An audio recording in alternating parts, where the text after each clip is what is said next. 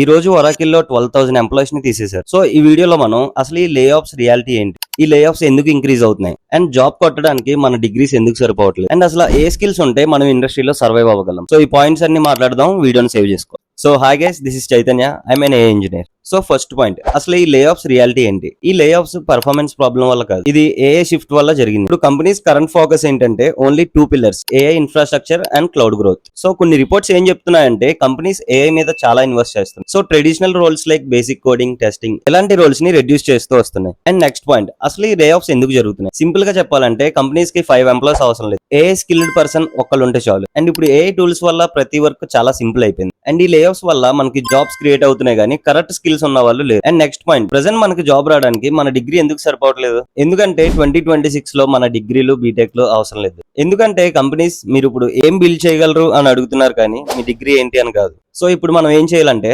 చెప్తా. ఫ్యూచర్ లో మనం సర్వైవ్ అవ్వడానికి ఈ 4 స్కిల్స్ ఉంటే చాలు: AML, data skills, cyber security, cloud and digital.